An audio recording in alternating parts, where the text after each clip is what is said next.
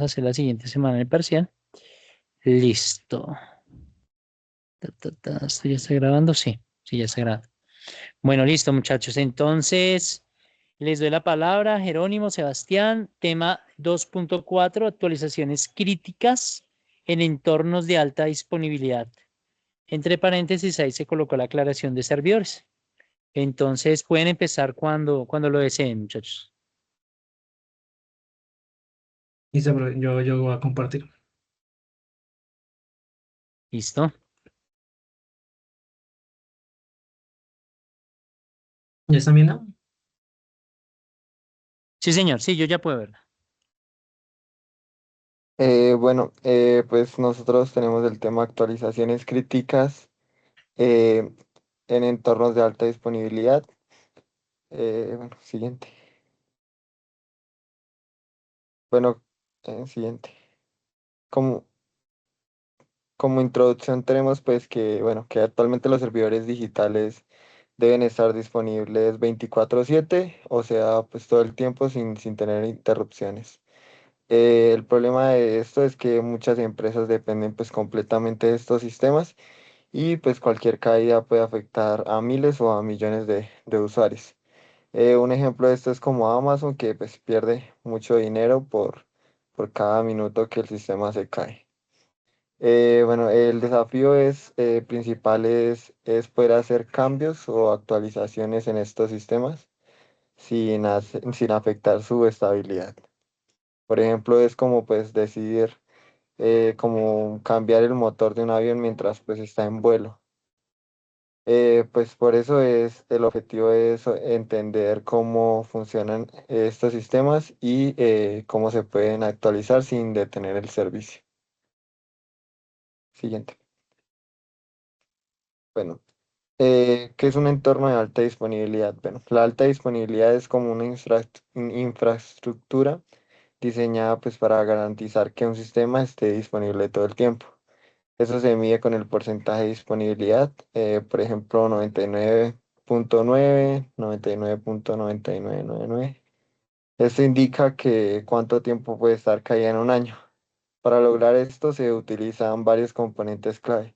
Primero, la redundancia que consiste en tener múltiples copias de los sistemas, el balance de carga que distribuye el tráfico entre varios servidores, el failover automático que permite que si un servidor falla, otro lo reemplace automáticamente.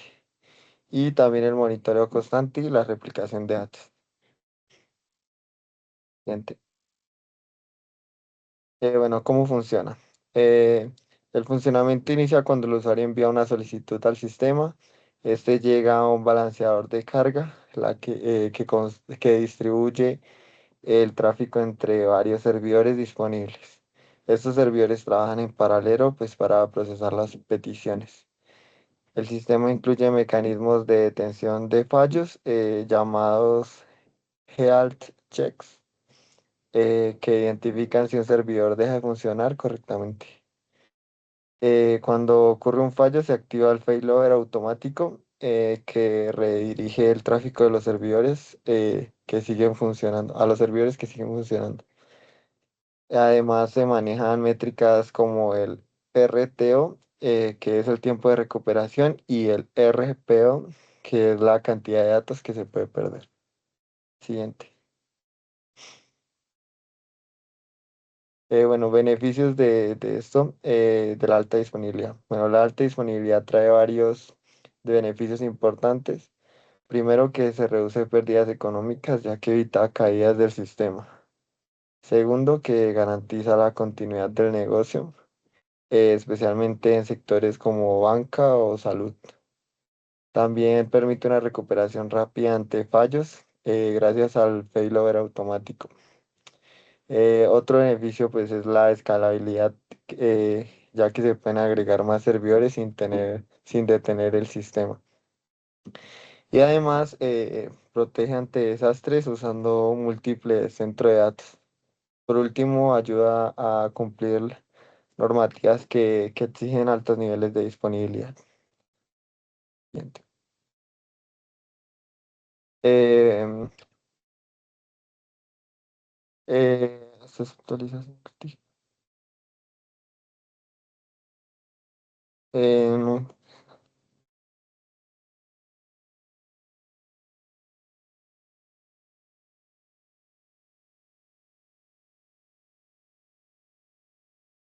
No sé,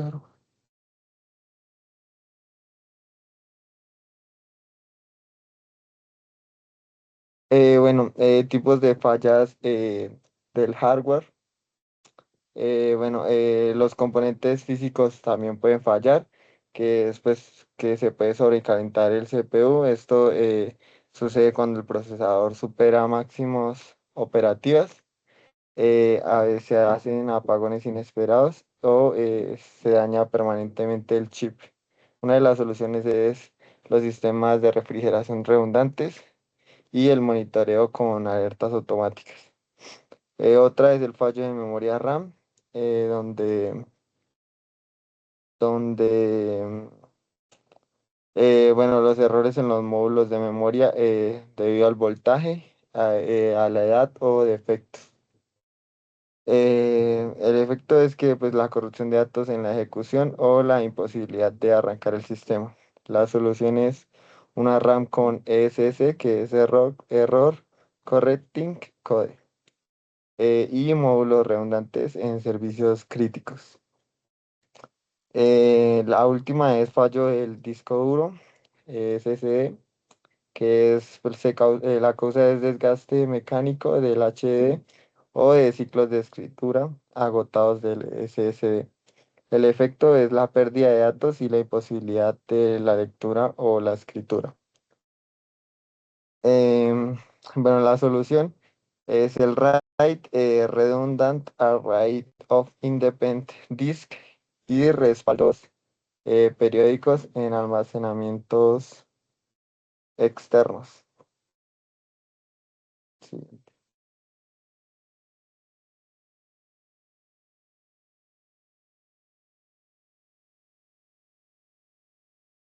Bueno, siguiendo con los otros tipos de fallos, ya vimos los que eran los de hardware, ahora vamos a ver con los que pueden ser de software y de red. Como son los de software, tenemos los crashes que son inesperados. Acá nos muestra que son aplicaciones que se tienen por excepciones no controladas, como un error de memoria en Node.js que pues mata el proceso completo.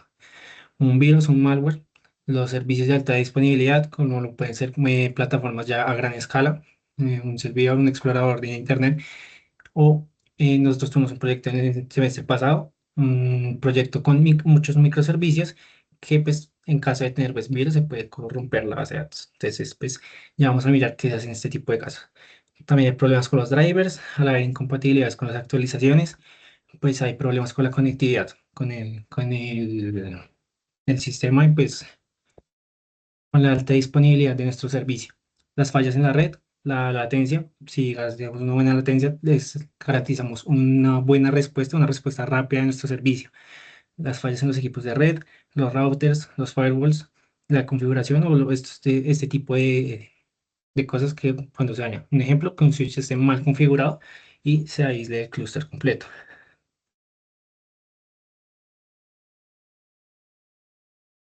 Ahora, ¿qué es una actualización crítica? Como bien lo mencionó mi compañero al principio de la presentación, si tenemos un servicio de alta disponibilidad, tenemos que garantizar el 99.9% de la disponibilidad del servicio para el uso del público. Si necesitamos una actualización crítica, como lo digo, es como intentar darle mantenimiento a un motor de un avión en pleno vuelo. Entonces, ¿cómo realizamos este tipo de actualizaciones que pues, se pueden considerar críticas? Primero, necesitamos un backup. Tenemos que tener siempre un backup antes de realizar cualquier tipo de actualización. Para en caso de realizar la actualización, ya les muestro algunas estrategias con las cuales se puede actualizar el servicio sin tener un daño, sin perder mucha información, ya que pues más adelante les voy a mostrar casos donde han habido pérdidas de información o han habido algunas corrupciones pues, en los tipos de actualizaciones. Entonces, la primera estrategia, el rolling update. Esta es una estrategia donde pues se ven varias microactualizaciones, primero no, segundo no, tercer no, haciendo que pues el usuario tenga que ir actualizando varias veces la aplicación o pues el servicio de alta disponibilidad que se presta. Entonces, donde más se usa es en el de usted de Kubernetes, Se requiere una infraestructura adicional, es ideal para pues, actualizaciones frecuentes, ¿sí? Cuando son muchos detalles. Pero las desventajas que se tiene es que pueden haber incompatibilidades entre las versiones, por lo que es mejor la siguiente estrategia que les voy a mostrar, que es la que menciono acá, los procesos para el Blue and Green. ¿Por qué se llama una estrategia Blue and Green? Porque vamos a tener como tal dos sistemas, una versión y otra versión. Una donde va a ser más que todo un entorno de desarrollo, de producción, donde pues solo desarrollo, donde vamos a desarrollar las actualizaciones de nuestro servicio y donde el standby, el que va a estar acá activo, el que va a estar ya en producción, los que ya van a usar nuestro servicio, pues lo que ya está. Entonces, al momento de realizar una actualización, subimos lo que está en desarrollo a la producción. Y así pues tenemos nuestro backup y nuestro entorno de desarrollo completamente aislado. Pero pues, ¿qué desventaja nos trae esto? Que requiere el doble de infraestructura. Necesitamos los dos servicios al tiempo. Pero pues en caso de que la actualización pues falle, podemos volver al servicio que estaba activo sin perder nada del proceso. La siguiente estrategia para una actualización en un entorno de alta disponibilidad es el Canary Release.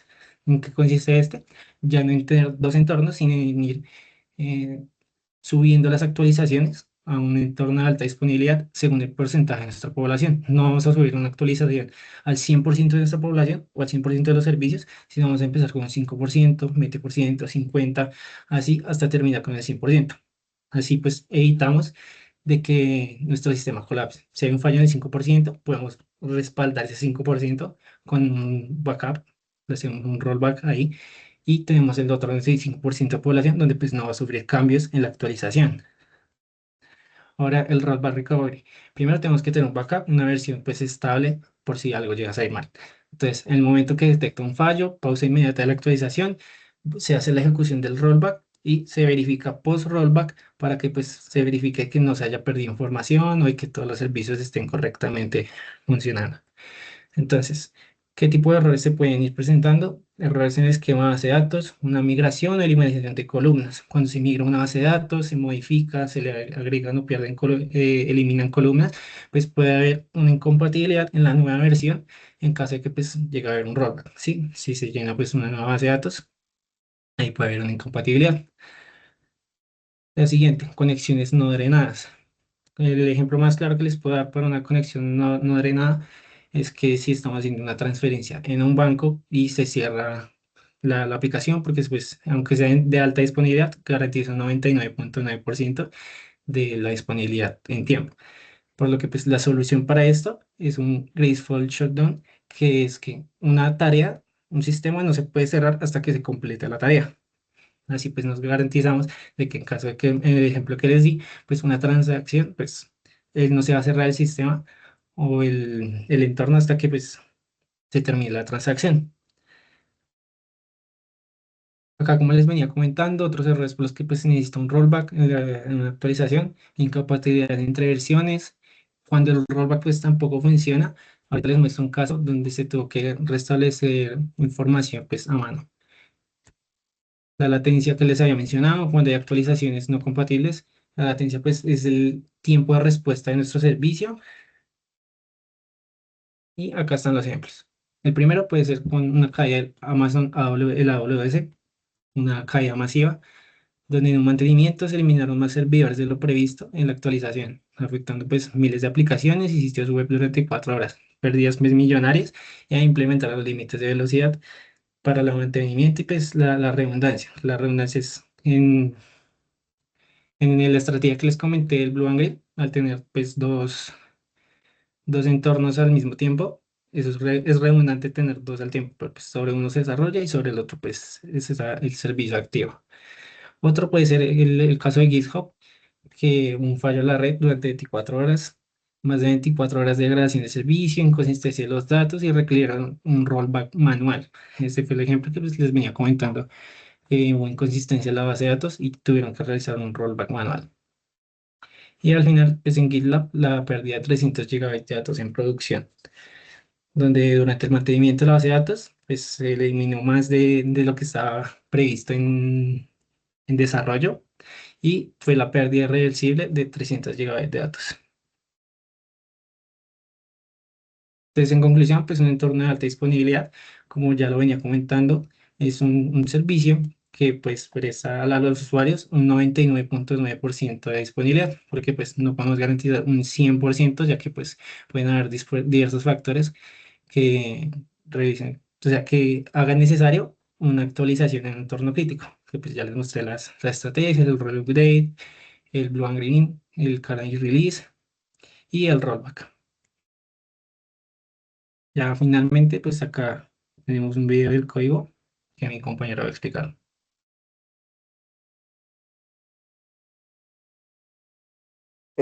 Bueno, bueno, este script automatiza la actualización del sistema de Linux.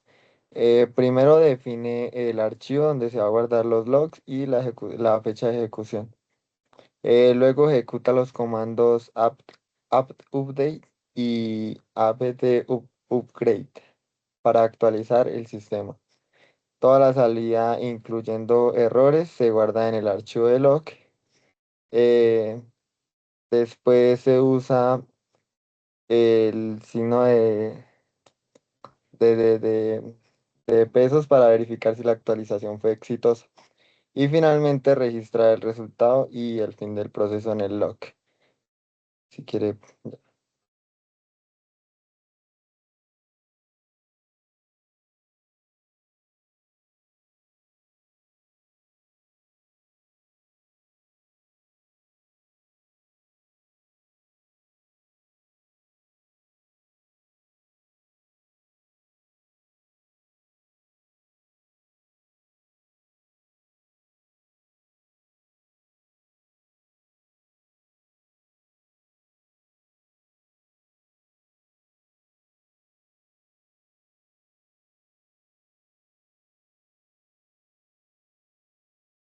Bueno, nos faltó grabar lo que quedaba en el archivo del log, pero pues en resumen esto permite que actualizar el sistema automáticamente y registrar lo que pasa y pues verificar que todo salió bien.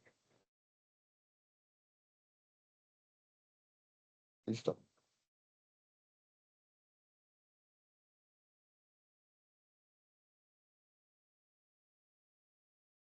Listo, profesora, sería la presentación.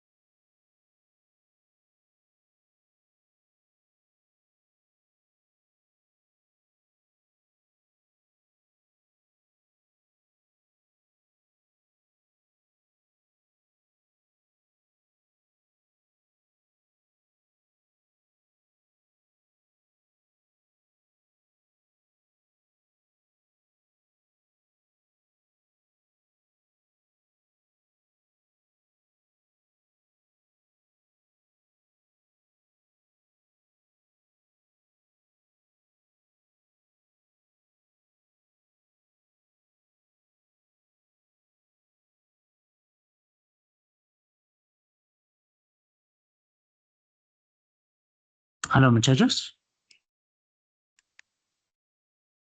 ¿Aló, aló? Sí, profe. Sí, listo. Bueno, listo, muchachos. Qué pena, la última partecita no alcancé a escucharla porque me marcaron desde el comité que se extendió y no han terminado, entonces me ausenté un momentico. Pero bueno, todo lo que escuché casi todo. Es muy interesante la exposición que realizaron, los casos de grandes tecnológicas que les ha pasado esto de que quedan fuera, ¿no? Que quedan fuera de línea, quedan por fuera y eso pues representa unos costos, unas implicaciones a nivel empresarial de estas organizaciones supremamente fuertes. De pronto quería preguntarles al grupo que expuso el subtema 2.4 si ustedes han estado involucrados en proyectos de alguna naturaleza, proyectos bien sea tanto académicos o profesionales, que de alguna manera estén relacionados con este elemento, que en proyectos en los que necesariamente se tenga que tener en cuenta este elemento, porque en caso del escalamiento de un proyecto pueda presentarse este tipo de problemas que ustedes nos mencionaban y que pues obviamente se puedan solventar con las tecnologías que ustedes nos expusieron. Entonces, ¿han estado involucrados en proyectos así? ¿Han contemplado proyectos así no hayan estado involucrados? Profe, por mi parte, en ese mes pasado tuvimos un proyecto con Luis Felipe, donde pues nuestro proyecto se basa básicamente en microservicios en la universidad.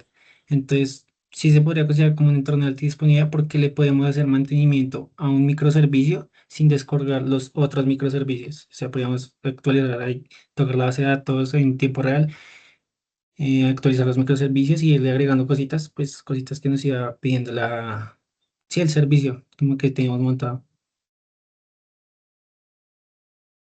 Ok, bueno, muy interesante, muy interesante. Qué chévere que hayan podido. ¿Y el otro compañero? No, profe, yo no he estado en proyectos que No. involucren eso.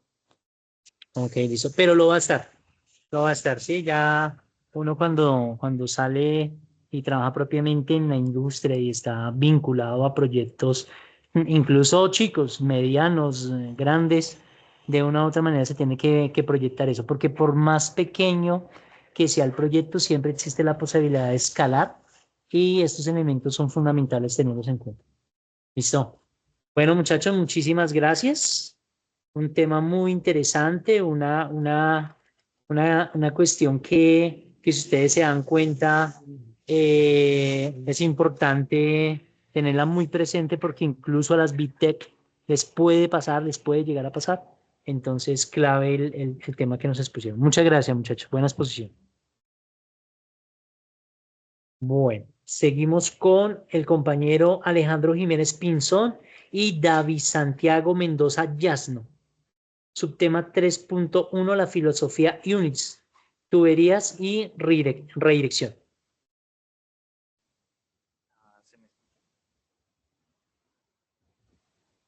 Listo, profe. Va a compartir mi compañero Santiago Mendoza. Ok, listo. Bueno, pues escuchamos, muchachos.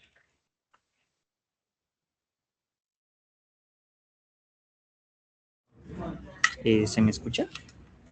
Ya se te escucha. Ok.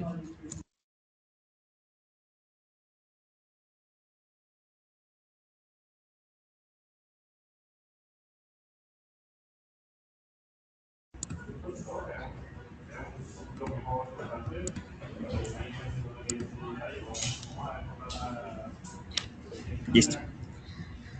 Listo. Bueno, muy buenas tardes. Nosotros les vamos a hablar sobre los pipes. Mi grupo está conformado por Santiago Mendoza y mi persona Alejandro Jiménez. Bueno, ustedes se estarán preguntando por qué hay un Mario Bros. Y su tubería. Pues básicamente, si sabemos que Mario entra por un extremo de la tubería y pues la tubería como tal es un túnel cerrado. Mario pues lo que hace es salir por el otro extremo, es decir, que va en un solo sentido. Esto pues se ve mucho en Linux. Como tal, los pipes es como tal una tubería que cuando termina una salida de un comando, lo que hace es escribir datos y se guarda en una buffer memory del kernel. Y esto sirve como entrada para ya recibir los datos al otro comando. Eso quiere decir que el pips es unidireccional. Acá tenemos como tal un problema, el cual es cómo unir herramientas existentes sin crear un programa que haga todo. Pues para eso están los pipes. Los pipes nos permiten a nosotros los programadores encadenar herramientas pequeñas o especializadas para resolver, digamos, problemas grandes. Eso sin necesidad de que nosotros tengamos que crear un nuevo programa o archivos temporales. Pero pues primero que todo, ¿qué es un pipe? Un pipe básicamente pues es una cola de bytes en una memoria del kernel.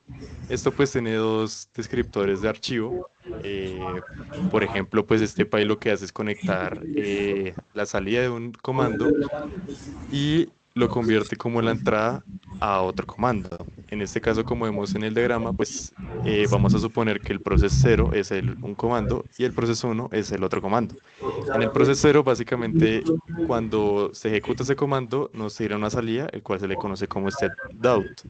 Eso se guarda en una memory buffer. ¿Qué es esa memory buffer? Es como el kernel lo que hace es crear una estructura donde pues se guarda la información, pero sin embargo pues eso es temporal. Eso se le conoce como un pipe anónimo, más adelante se los voy a explicar.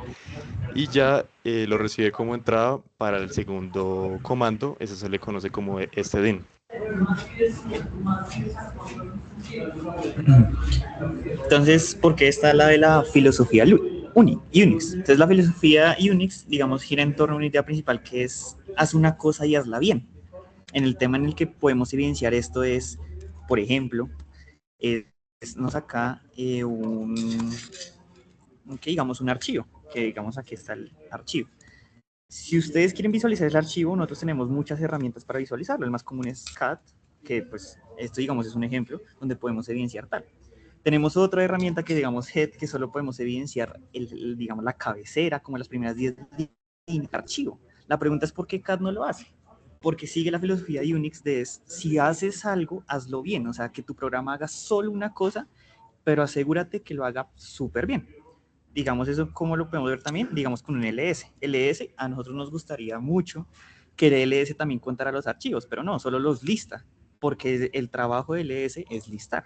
Entonces, uno, digamos ya con los pipes que está explicando mi compañero, que ya vamos a poner ejemplos, uno puede pasarle, digamos, esa salida a otro comando que solo se dedica a contar líneas y así podemos obtener el número de cuántos archivos tiene esa carpeta. Entonces, la filosofía de Unix se basa mucho en, si vas a hacer un programa, o sea, si vas a resolver un problema, que solo resuelvas eso y ya, pero asegúrate que lo hagas bien.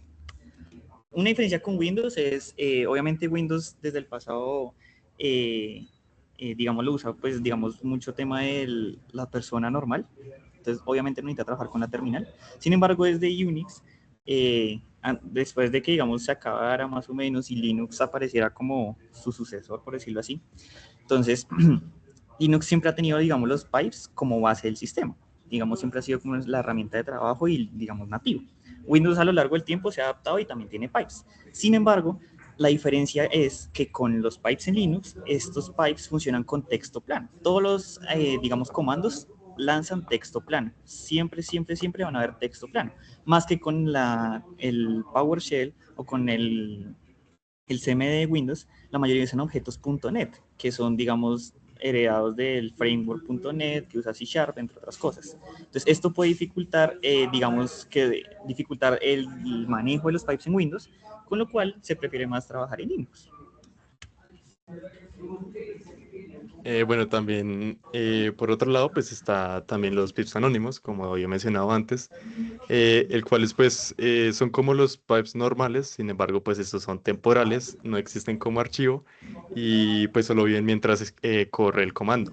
En este caso tenemos dos ejemplos. El primer ejemplo pues utilizamos cat para visualizar lo que hay dentro del archivo, que el cual es text.txt, y con esa salida se lo pasamos como entrada al siguiente comando, el cual es grep. Grep básicamente lo que hace es buscar ya sea una palabra o un tipo de archivo. En este caso, pues nosotros le estamos pidiendo que me busque la palabra perro dentro del archivo txt. Y ya cuando se ejecuta, pues aparece lo que me muestra el archivo como tal, lo que hay dentro del archivo, y la palabra que la destaca como por otro color, el cual es perro. Y ya como lo había mencionado antes mi compañero, en otro ejemplo, el ls pues me muestra como tal todos los archivos y en formato lista, y ya se lo pasamos con otro comando que es wc para que me muestre, perdón, me cuente cuántos archivos hay dentro. Bueno, además de los pipes anónimos, también existen los name pipes. Obviamente, pues los anónimos son los más conocidos y lo que normalmente se usa a diario. O sea, los name pipes son, digamos, en casos donde en verdad se necesite. Estos name pipes, digamos, a diferencia de los anónimos, no se pierden cuando el comando termina. Como sabemos, los anónimos apenas concatenas un comando, digamos, ese pipe vive en memoria, al final que termine el comando, ¡pum!, se elimina, el kernel se deshace de ello. Sin embargo, hay pipes consistentes que tú puedes crear con la palabra con el comando mkfifo, ¿sí? Entonces, este mkfifo crea un pipe que, digamos, está constante en el sistema de archivos y persiste. Entonces, ¿esto para qué sirve mucho? Para comunicar, digamos, entre dos procesos separados. Como ejemplo, digamos, vamos a tener un ejemplo donde podemos emular, digamos, un consumidor, o sea, alguien que genere eventos y un consumidor que los vea. Entonces, digamos, acá tenemos un ejemplo cuando creamos mkfifo test. Aquí y listamos, aquí podemos ver que aparece un texto aquí naranja y este es nuestro pipe. Entonces vamos a proceder con los ejemplos. Vamos a primero ir con los pipes anónimos y luego con los pipes name.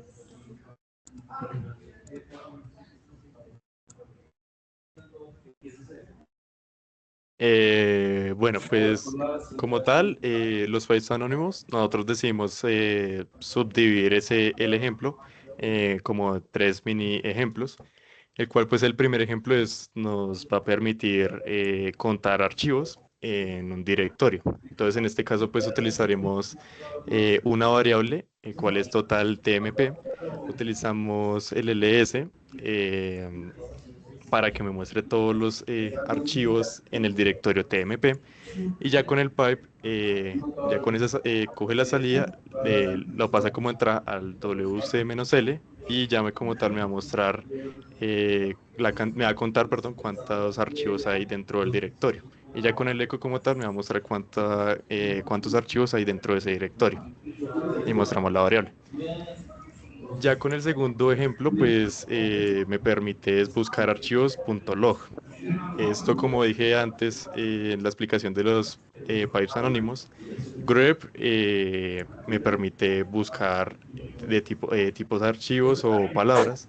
En este caso, pues tenemos una variable log, luego utilizamos ls para que me muestre todos los archivos en el directorio var, luego log, y ya como tal necesito que me muestre con el comando grep, necesito que me muestre todos los archivos .log. Luego utilizamos el sort, el cual nos permite organizar todos los archivos que me haya buscado, pero que me los organice alfabéticamente. Y ya se lo pasamos al comando head -5, el cual este -5 me va a mostrar las primeras 5 líneas que haya encontrado. En este caso pues va a encontrar los 5 primeros archivos.log que haya encontrado. Ya con el log pues lo mostramos. Luego, pues en el ejemplo 3 es como tal, es unas conexiones de red. En este caso pues tenemos una variable de conexiones. Utilizamos un comando ss-tun. Este comando ss-tun nos permite mostrar las conexiones TCP y UDP. En este caso, pues, ¿cómo hacemos esto? -t es básicamente TCP y U, pues, es el UDP. En este caso, pues, le pasamos el N para que me lo muestre numéricamente. Luego utilizamos tail -n más 2, el cual nos va a permitir eliminar eliminar como tal el encabezado de la línea 2 hacia arriba, y con AWK nos permite extraer esa IP. Sin embargo, pues cuando extraemos la IP, me va a imprimir 5 columnas. Y ya como tal, pues no, si nosotros vemos una IP, tiene como solamente 4 columnas, pero también está el puerto de donde están esas IPs. Por lo tanto, pues yo lo que necesito es que solo me extraiga la IP remota. Entonces, pues utilizo el comando cut -d para que me elimine solamente el puerto como tal. Luego utilizamos sort para que me lo ordene, y unit -c, el cual me muestra o me cuenta cuántas repeticiones ha tenido esa IP, o cuántas conexiones ha tenido por medio de esa IP. Luego utilizo el comando sort -nr, el cual me permite organizarlo numéricamente de mayor a menor. Y el head -3, pues me muestra como tal las tres, dependiendo del resultado, pues de la salida, perdón, me muestra como tal solamente las 3 conexiones. Y ahí ya, como lo podemos ver, pues me va a mostrar como tal las top conexiones, los tipo log y cuántos archivos hay dentro del directorio TMP. Listo. Entonces, digamos, este es el ejemplo con los pipes anónimos. Entonces, si se dan cuenta, digamos, lo que explicó nuestro compañero, lo que hicimos fue una concatenación de herramientas ya creadas para poder conseguir un resultado. Entonces, en vez de crear nuestro propio programa o un programa que haga todo lo que queremos hacer, podemos modularizar y unir cada porción, digamos, cada programa hace algo que necesitamos. Entonces, solo unimos en la cadena, digamos, podemos llamarla cadena, o como se conoce, un pipeline. Entonces, se une todo el pipeline, las herramientas que necesitamos. Entonces, ejemplo, si queremos extender, digamos, este comando, solo incluiríamos otro comando dentro de nuestro pipeline y podemos hacer X cosas. Entonces, esto es muy bueno por la filosofía de Unix y nuestra concatenación gracias a los pipes. Bueno, vamos a ir con otro ejemplo, que es los name pipes. Entonces, este es, digamos, un poco más elaborado. Este es un ejemplo en el cual vamos a crear digamos, un visualizador de la carpeta de descargas, que apenas monitoree de que se borró o se creó un archivo, va a mandarlo como un evento. Y vamos a tener por otro lado otro proceso que va a funcionar como un consumidor. ¿Cuál es nuestra cadena de comunicación? Van a ser los pipes. Obviamente esto se puede hacer por muchas cosas. Se puede hacer por HTTP, se puede hacer por sockets, entre muchas cosas. Una de esas puede ser los pipes. Entonces vamos a comunicar estos dos procesos por pipes. Entonces empezamos más o menos a crear nuestras variables, en el cual aquí vamos a llamar en nuestro pipe, descargas pipe, vamos a monitorear la carpeta de descargas, y esta snapshot es para que pues el visualizador de la carpeta sepa cuando hubo un cambio. Lo único que hace es crear una copia de seguridad de los archivos que hay en nuestra carpeta, y luego cada 3 segundos verifica si hubo cambios. Y así se puede, ahí él sabe cuando hay cambios. Acá, si el pipe ya existe, este comando es si el pipe ya existe en la ruta deseada, no lo tocamos, sino se crea con el mkfifo, como les mostré, el pipe que necesitamos.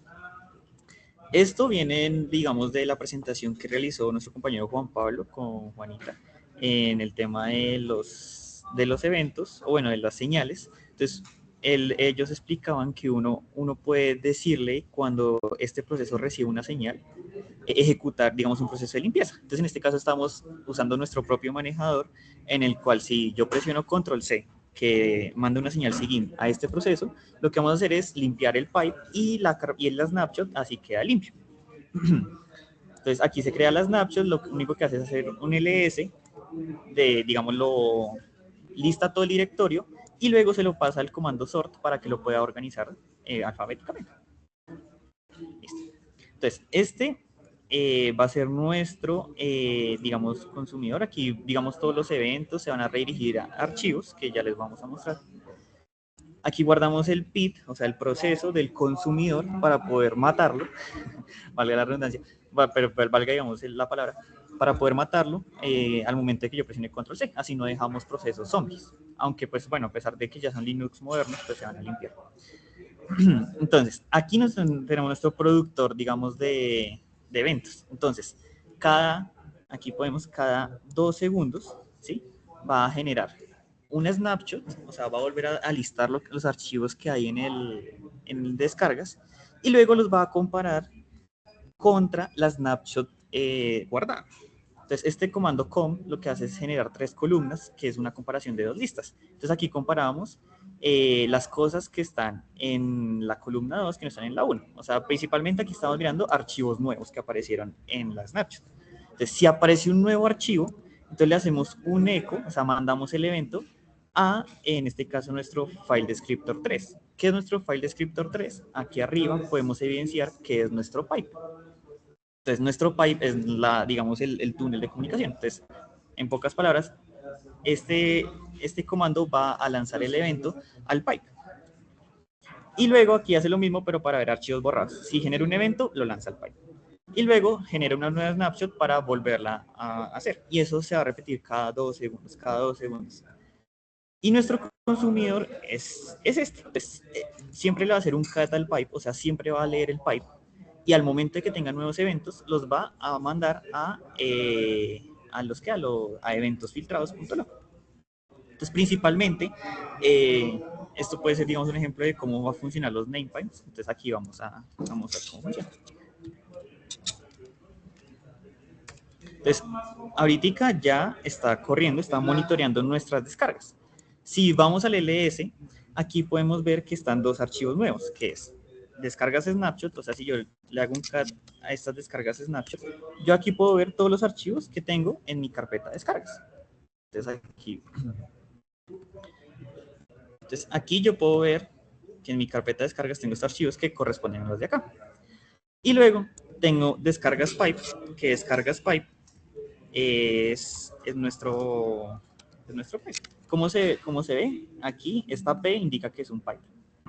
Listo. Entonces vamos a hacer el ejemplo. Entonces vamos aquí a abrir eventos. Entonces se supone que si yo llego a borrar un archivo de acá, entonces ejemplo, vamos a borrar un archivo de acá, el productor acaba de ver el cambio y lo genera como un evento.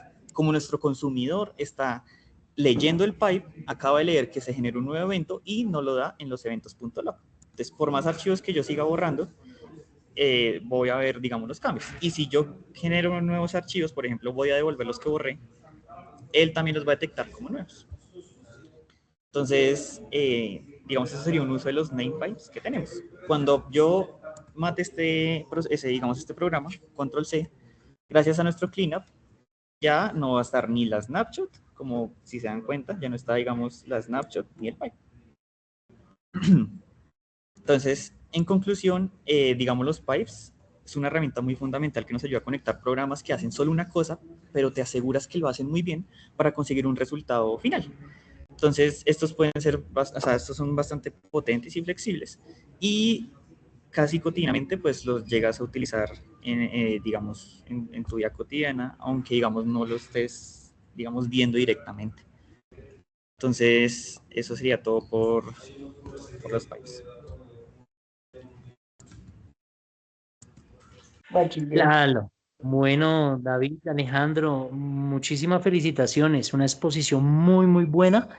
Y la representación que hicieron, o sea, el ejercicio práctico que hicieron y que nos demostraron ahí, excelente. Ese es un tema particularmente importante y con el que he tenido relación últimamente, porque para las aplicaciones del proyecto TERF, el proyecto de transformación del esquema reciclaje de Bogotá, la empresa desarrolladora, porque recuerden que la Unipiloto desarrolló unas aplicaciones y contratamos una empresa desarrolladora de Medellín que desarrolló otras aplicaciones. Ellos utilizaban mucho este tema de tuberías y básicamente lo que se buscaba era la eficiencia ante determinados procesos que se debían gestionar a través de las plataformas que ellos desarrollaron. Entonces, ustedes lo ilustraron muy bien, incluso hasta la analogía que hicieron con Mario. Y los ejercicios prácticos muy buenos, muchachos. Ahora bien, quisiera preguntarles, luego de que ustedes han investigado en torno a esta temática y a esta forma de hacer las cosas ¿Lo contemplan como potencialmente viable de ser implementado en algún proyecto o en algún desarrollo que ustedes estén llevando a cabo en este momento? Cuéntenme un poquito. Bueno, voy a empezar yo. Por mi lado, sí, pues, o sea, muchas, digamos, en los temas de proyectos de desarrollo se usa mucho y más, digamos, se evidencia mucho en el tema de Ops, o sea, en el tema de despliegue, ya que pues usas, digamos, tú tienes tu cadena de despliegue, que más o menos funciona como un pipeline. Entonces, comando compila, otro comando despliega, otro comando verifica, digamos, el checksum de los ejecutables, a ver si quedó bien. Y si tú deseas agregar un paso extra, lo único que tienes que hacer es añadirle un comando al pipeline sin tirarse, digamos, el proceso de los otros. Entonces, la verdad es muy potente, muy flexible, se puede utilizar en la mayoría de proyectos, incluso creo que todos los utilizamos. Y, y sí.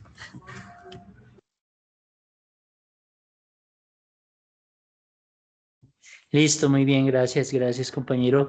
¿El otro compañero de la exposición, Eh, algo que quiera agregar? sí, profe, pues nosotros también, pues el semestre pasado también con Luis Felipe también estábamos haciendo como pues un proyecto final y pues después de que se terminó el semestre, pues nosotros con mis compañeros pues decidimos como seguir implementando o avanzando en ese proyecto. Y la verdad sí nos ayuda bastante, más que todo pues para o sea, no utilizarlo, digamos, muchas líneas o muchos comandos así por medio de bash, sino básicamente los utilizamos en una sola línea y pues eso nos facilita bastante. Sí, señor, efectivamente, efectivamente, muy, muy bueno que ya lo hayan trabajado, que hayan tenido la oportunidad de utilizarlo y sobre todo de tener muy claro el concepto. El concepto es clave tenerlo ahí claro para la implementación en proyectos de desarrollo. Eso es muy importante. Listo, muchachos, entonces muy buena presentación. Nuevamente lo repito, muchas gracias por el tiempo y le damos ahora paso al siguiente grupo que le corresponde el subtema 3.2 que hemos denominado cirugía de texto para administradores, filtros avanzados, a cargo de Dubán Sebastián y Brian Sebastián. Entonces, le damos la palabra, muchachos.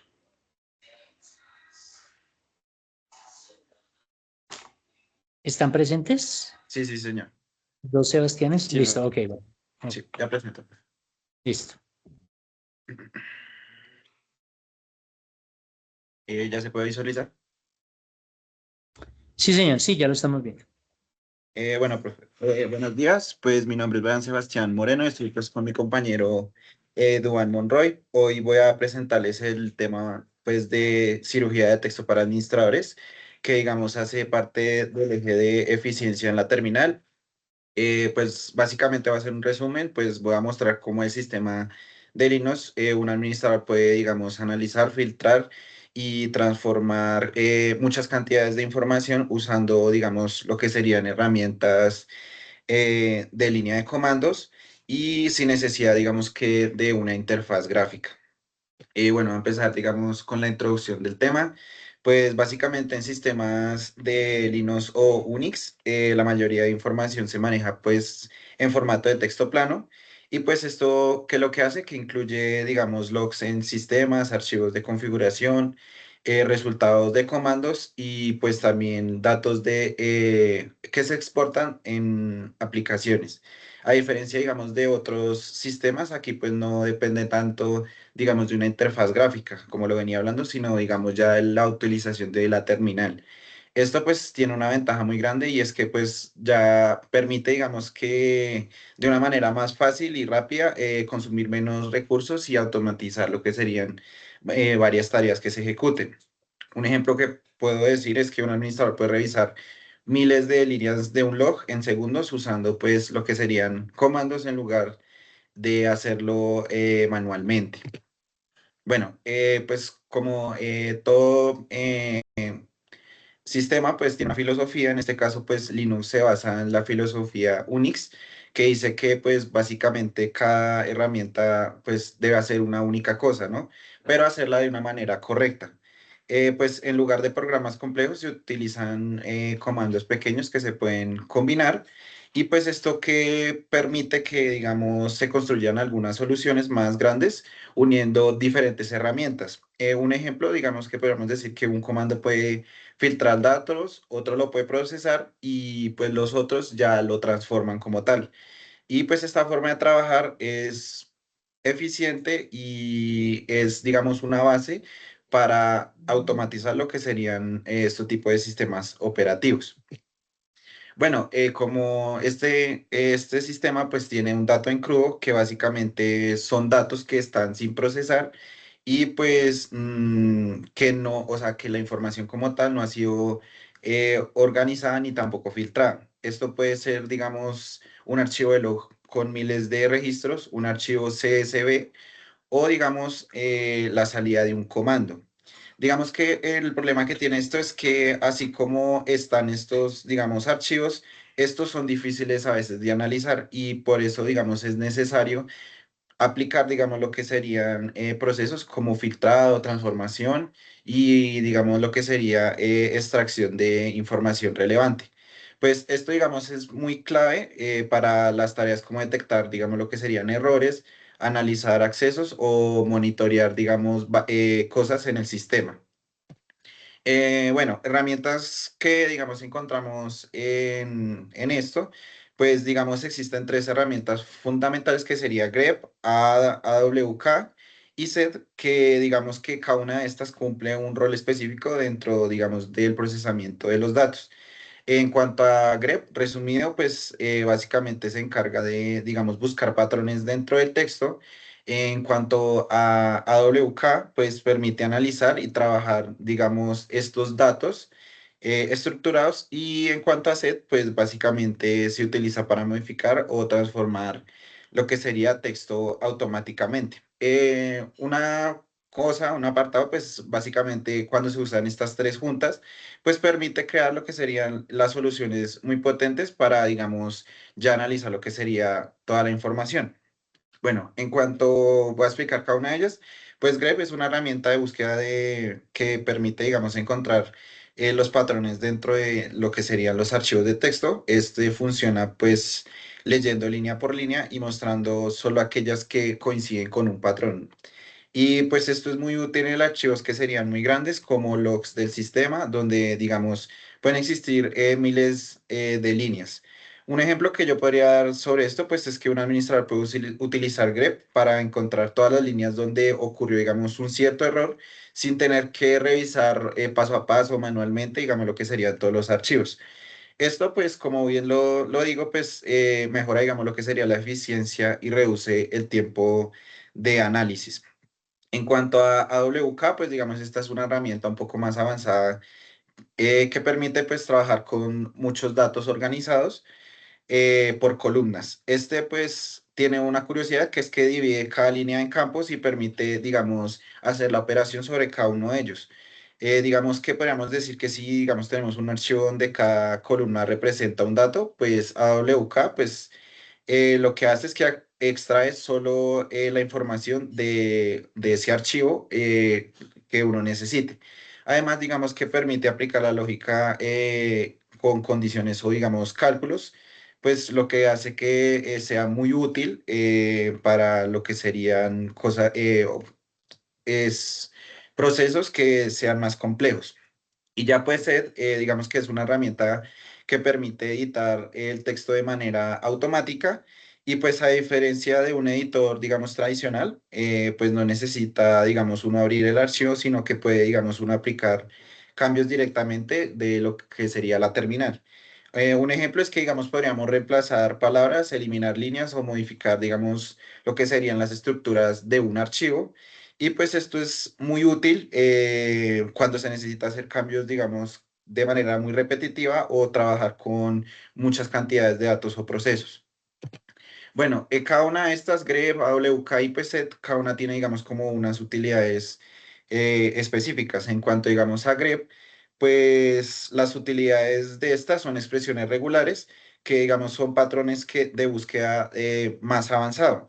Esta permite, digamos, hacer la búsqueda más precisa, como encontrar palabras al inicio o al final de una línea, como los símbolos, y pues, o buscar, digamos, lo que serían combinaciones específicas de caracteres. Digamos, podemos buscar todas las líneas que comienzan con la palabra error con lo que tengan cierto número específico del error, ¿no? Y pues esto es muy importante cuando se trabaja, digamos, con grandes volúmenes de datos, ya que permite, digamos, filtrar lo que sería toda la información de una manera exacta. Digamos que en AWK, pues este utiliza las capacidades que básicamente funciona como un pequeño lenguaje de programación, pues este permite, digamos, utilizar lo que serían variables internas o condicionales como if o ciclos como for o operaciones matemáticas. Digamos que esto significa no solo de filtrar los datos, sino digamos que poder también analizarlos y que este mismo pues genere lo que serían unos resultados. Digamos, este también podemos utilizar un ejemplo, digamos, para calcular promedios, digamos, contar un registro o generar, digamos, reportes automáticos.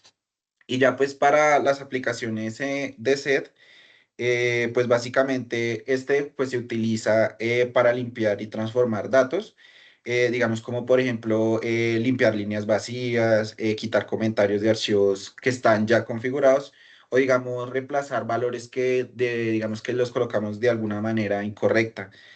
Bueno, esto es importante porque muchas veces los datos deben ser preparados, digamos, antes de ya hacer un análisis profundo. Y pues una curiosidad de SED es que se pueden integrar, digamos, en scripts, lo que permite, digamos, automatizar, digamos, los procesos completamente. Digamos, sobre la aplicación sobre las pipelines, estas tuberías o pipelines, ya nos los explicó pues nuestros compañeros anteriores, pues este permite, digamos, combinar múltiples herramientas y pues esto significa que la salida de un comando se convierte, digamos, en la entrada de un siguiente. Un ejemplo que podemos utilizar es que, digamos, podemos utilizar primero grep para filtrar los datos, luego WK para analizarlos y set para, digamos, si uno quiere eliminar o modificar, digamos, un dato que haya estado en un archivo. Este permite, pues, construir procesos muy complejos y de manera muy eficiente y siguiendo lo que yo hablé de la filosofía de combinar herramientas muy simples. Y pues ya con la importancia de la administración, pues estas herramientas son muy fundamentales, tanto Greve, AWK y SET, pues que este permite pues analizar los logs, detectar errores, monitorear, digamos, actividades en el sistema y auditar, digamos, lo que serían accesos.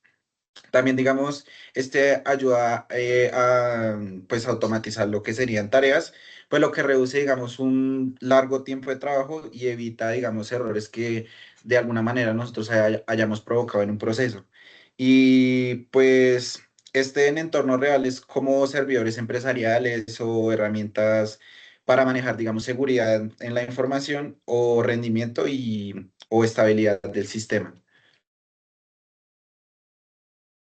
Listo, entonces yo voy a empezar explicándoles las ventajas de los filtros avanzados.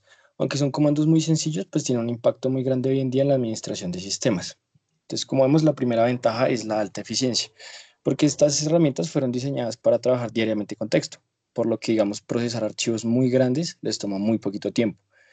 Esto es muy importante porque, digamos, revisar servidores empresariales, donde se generan miles o incluso millones de líneas de registros diariamente, pues es imposible revisar eso en unas horas, en un día, tomaría incluso muchísimo más. Entonces podemos utilizar estos filtros avanzados para hacer más eficiente ese proceso de revisión de datos. La segunda ventaja es el bajo consumo de recursos, que a diferencia de programas gráficos que requieren más memoria y procesamiento, estas herramientas funcionan desde la terminal y pues consumen muy poquitos recursos del sistema. Entonces, esto es muy ideal, digamos, para servidores donde el rendimiento pues, se tiene que destinar a otros servicios más críticos. Otra ventaja es la escalabilidad, que esto básicamente lo que significa es que funciona igual de bien con archivos pequeños o grandes bases de datos en texto plano, Una empresa pequeña, digamos, podría usarlas para tareas simples, mientras que una organización muy grande puede aplicarlas sobre enormes volúmenes de información. También encontramos la automatización. Al poder integrar en scripts, permiten programar tareas repetitivas como limpieza de logs, generación de reportes o monitoreo automático, lo que ahorra tiempo y reduce muchísimos errores humanos. Y finalmente, pues tenemos la flexibilidad que pues, se puede combinar entre sí utilizando los pipelines, como ya lo explicó nuestro compañero y como nos mostraron en la exposición anterior, donde podemos crear, digamos, soluciones muy poderosas, muy adaptativas, pues a partir de comandos muy sencillos, muy simples. Siguiente. Entonces ya tenemos las aplicaciones reales, que la primera aplicación es, digamos, la administración de servidores. En un servidor es muy necesario revisar procesos activos, configuraciones, uso de recursos, posibles fallos. Con grep, por ejemplo, podríamos buscar rápidamente una configuración específica de un archivo, mientras que al mismo tiempo con SID podríamos modificar parámetros automáticamente. Y con AWK se pueden generar reportes del uso del sistema. Otra aplicación es el análisis de logs, que para la persona que no sepa, los logs son archivos donde el sistema va guardando eventos importantes constantemente. Estos archivos pueden llegar a ser muchísimo, muy grandes en cuestión de datos. Entonces, en lugar de leerlos completamente, podemos utilizar filtros avanzados para encontrar solo la información que necesitamos y pues imprimir realmente lo que estábamos buscando entre tanta información. Otra aplicación es la seguridad informática, donde estas herramientas ayudan a detectar ataques o comportamientos extraños. Por ejemplo, si muchas IPs intentan iniciar sesión sin éxito, pues puede indicar un ataque de fuerza bruta. Podríamos hacer un conteo y una filtración en un archivo log de seguridad de Linux para pues, revisar toda esta información automáticamente. Entonces, por eso es que dominar, digamos, estas herramientas no solo mejora la productividad, sino que también fortalece la seguridad y estabilidad en infraestructuras tecnológicas. Siguiente. Otras aplicaciones podría ser la ciencia de datos, que antes de analizar los datos, normalmente es necesario limpiarlos. Muchas veces los archivos vienen con errores, columnas innecesarias o formatos inconsistentes. Herramientas como WK y SID permiten corregir esos problemas rápidamente. Por ejemplo, cambiar separadores, eliminar duplicados o reorganizar columnas, lo que pues ahorra muchísimo tiempo antes de usar herramientas más avanzadas.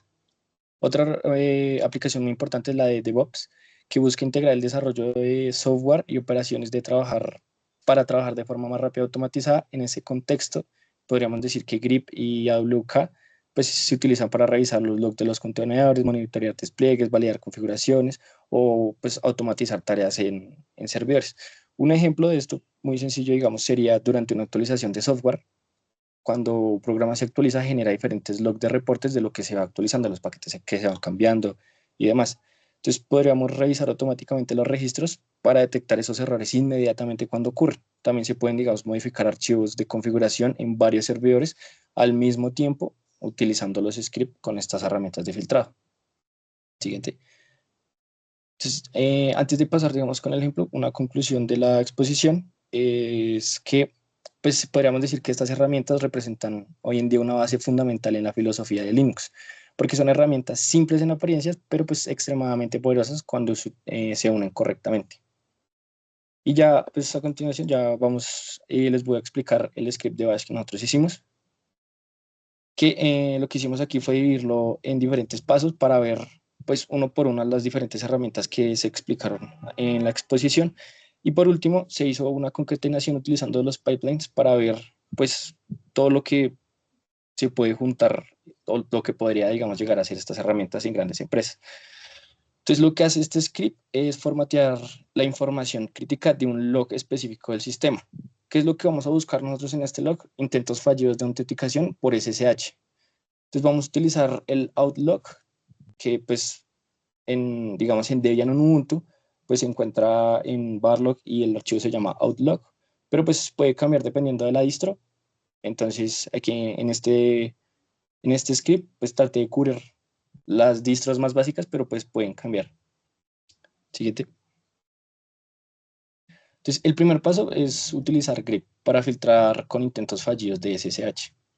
Entonces, grep lo que va a hacer buscar esos patrones con las expresiones regulares. ¿Qué expresión regular normalmente está cuando alguien falla el SSH? Pues es failed password, que se falló la contraseña. Entonces le vamos a dar esa expresión para que filtre de todo lo que puede haber en ese archivo de log, para que filtre solo esos datos. En el siguiente paso vamos a utilizar ya siguiente. En el siguiente paso pues vamos a utilizar grep y AWK. Más importante aquí el AWK, que es para separar todo lo que ya nos extrajo grep en el anterior paso. Entonces la IP normalmente viene seguida de la palabra from. Entonces vamos a utilizar AWK para imprimir todo lo que sigue después de ese campo de from, para pues así separar simplemente las IPs. Nos quedaríamos solo con los números. Siguiente.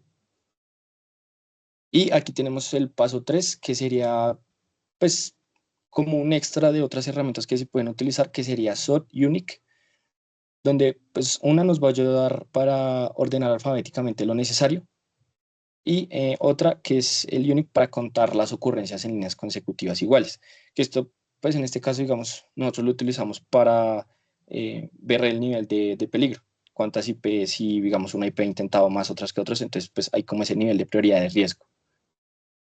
Y en el paso número 4 utilizamos SID para formatear la salida para pues, ya un reporte limpio. Entonces, como ya había explicado mi compañero, podemos utilizar el SID para cambiar partes específicas de un archivo X. En este caso lo que hacemos es darle un formateado a ese número, a esa cantidad de IPs, para ponerle, como no sabemos que va solo con un número, le ponemos un detalle al principio de número IP, y al final lo que vamos a agregarle es el número de intentos que sacamos en el paso número 3. Y así, siguiente. En el último paso, como vemos a la derecha, tenemos un poquito de código que básicamente eso serían todos los anteriores 4 pasos combinados en uno solo utilizando los pipelines. Entonces, como vemos, podemos revisar una gran cantidad de información en un momentico utilizando tan solo ese corto script. Y listo, eso sería todo.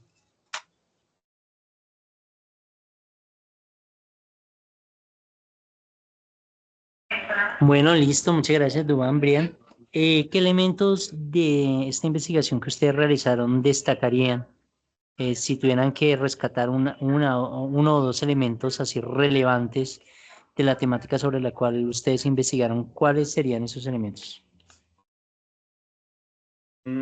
Digamos que por mi lado, pues digamos la filosofía que se utiliza, porque pues digamos esta es como digamos, la base de todo, pues, digamos, el hecho de trabajar con herramientas, digamos, muy pequeñas o especializadas o que se puedan combinar, pues esto permite con muy pocas líneas de código, pues, digamos, solucionar de manera más eficiente, digamos, los procesos sin, digamos, lo que sería un software muy complejo. Y pues ya otra, digamos, que podría decir, digamos, son estas herramientas como lo es grep, AWK y set, que pues, como lo venía diciendo, pues cada uno tiene su rol específico y pues eso sería como lo más importante que yo destacaría. Ok, listo, muchas gracias, compañero. ¿Y el otro compañero de Profe, sustentación? pues por mi parte, yo creo que lo que más destacaría, sin duda alguna, sería la automatización de procesos, porque es que se pueden ejecutar varias tareas al mismo tiempo utilizando esas pequeñas herramientas. Y realmente es que son pequeñas porque es un simple comando. Lo que le permite hacer, digamos, ese crecimiento de esas herramientas, hacerlas más poderosas, digámoslo así, son los pipelines, que ya los explicaron mis compañeros, pero pues eso es realmente, digamos, como lo que más me atrajo al momento de estar pues leyendo acerca de esto. Es como muchos servidores, básicamente todo el mundo utiliza esto para leer grandes cantidades de datos.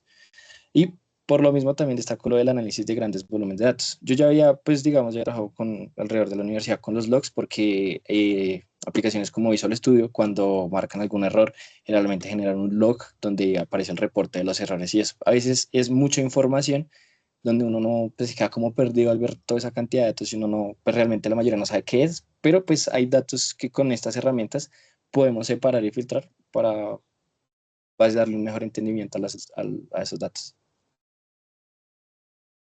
Listo, sí, señor, totalmente de acuerdo. Bueno, listo, muchas gracias, muchachos. Muy interesante la exposición también. Entonces vamos ahora con el siguiente grupo que corresponde al tema 3.3, ejecución asincrónica y multiplexación de terminales, a cargo de el compañero Jerónimo Nicolás y Daniel Santiago. Entonces le damos la palabra, muchachos. Buenas tardes, profe. ¿Me confirma? Buenas Si ahí me tardes. puede escuchar. Ya, Se lo escucho muy perdón. bien. Un momento. Ya.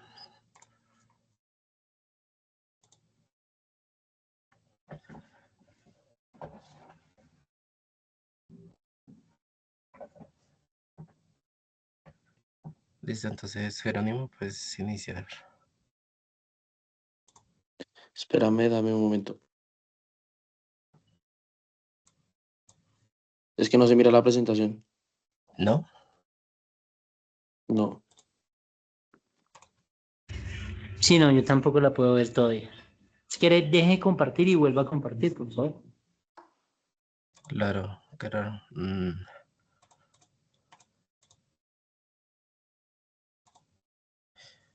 Ahora,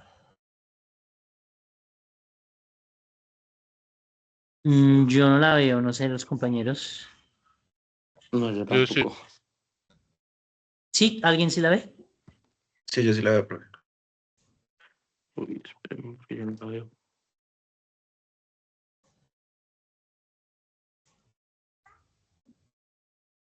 Eh,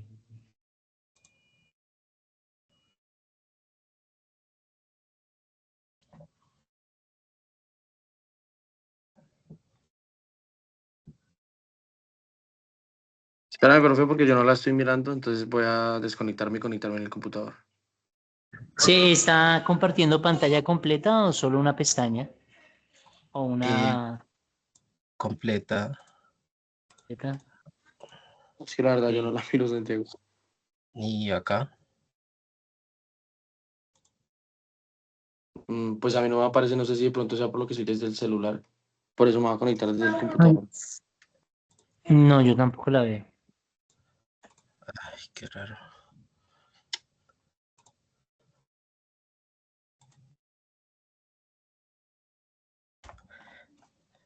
Profe, y si grabo pantalla con mi celular. ¿Cómo, perdón? Y si me conecto en el celular y prendo la cámara, sería una opción. Uy, no. No, no, la experiencia es muy mala. No, ya lo he hecho y no se ve bien. No, hay alguna manera. No sé, mire bien qué es lo que puede ser que está influyendo y comparte.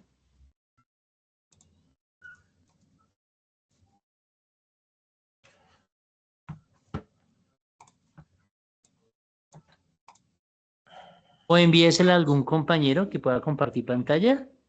Es en la presentación.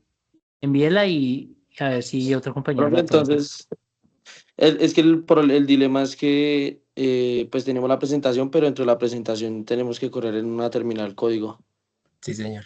script y todo. Entonces, pues si está esa opción de pasárselo a alguien, porque se lo podía pasar, digamos, a Brian Moreno, pero el problema es el tema Ajá. de la ejecución del código. Ahí sí tocaría hacer, para la ejecución del código, sí tocaría hacer la solución que inicialmente planteaba el compañero, de enfocar con el celular lo que mejor se pueda. Pero Profe, la presentación sí realizarla desde otro equipo. permítame intento desde Chrome. También puede ser el navegador. Ah, sí, puede ser. Sí, es que estoy en Mozilla Firefox. Puede ser, sí, algún complemento, algún bloqueo o algo. Sí, señor, qué pena.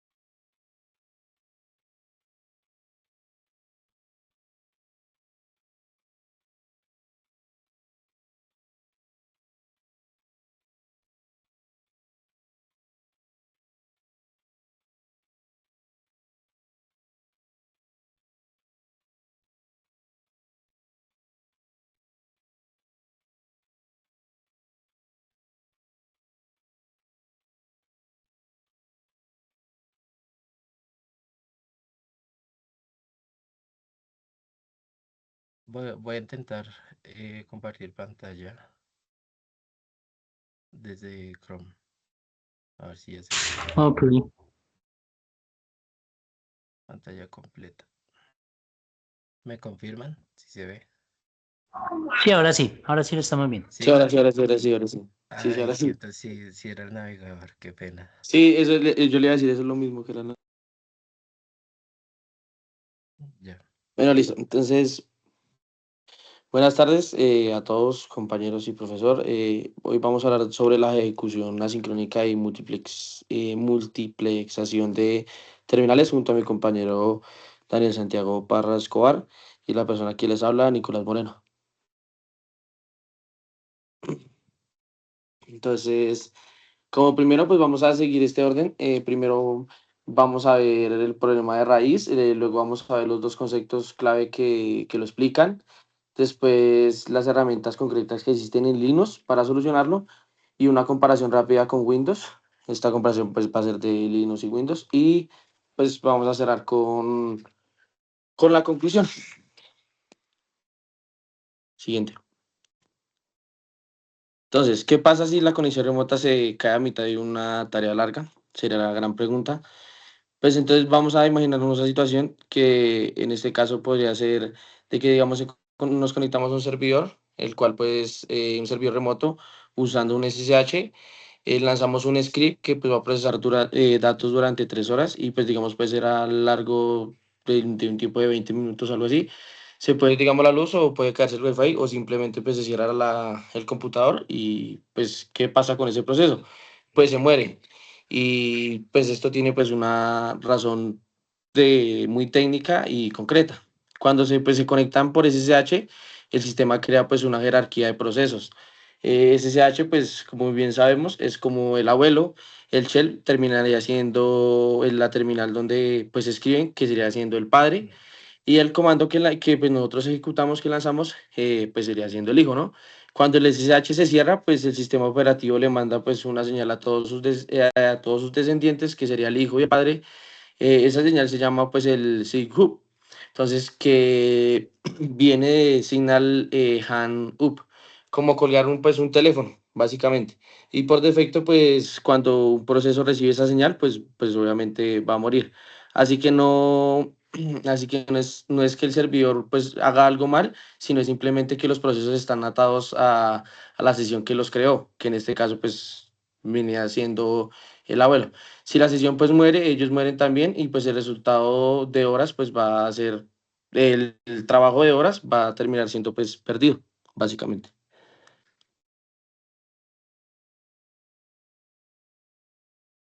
Entonces, vamos a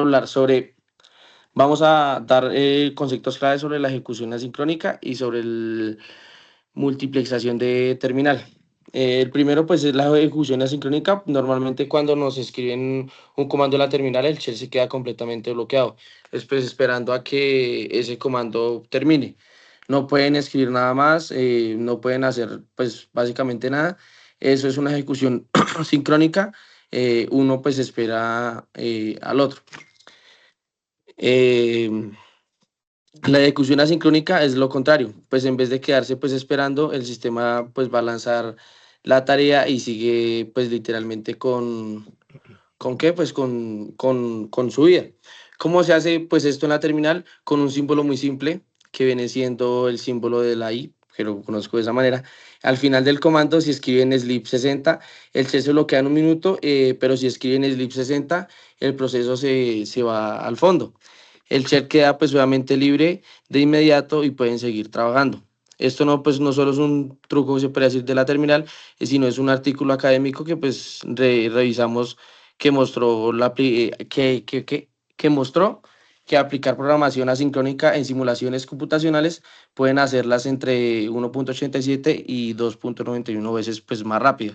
Casi el doble, simplemente porque el sistema ya no pierde tiempo esperando.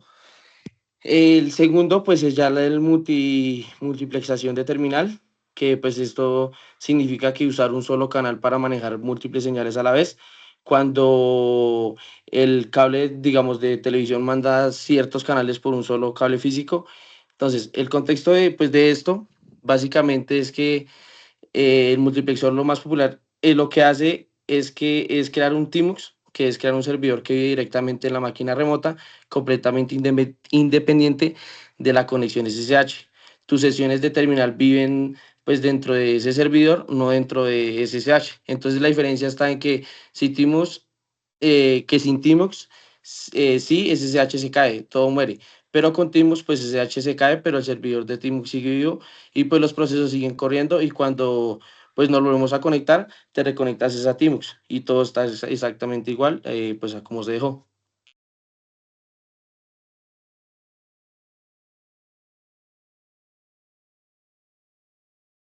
Tenemos las soluciones de Linux.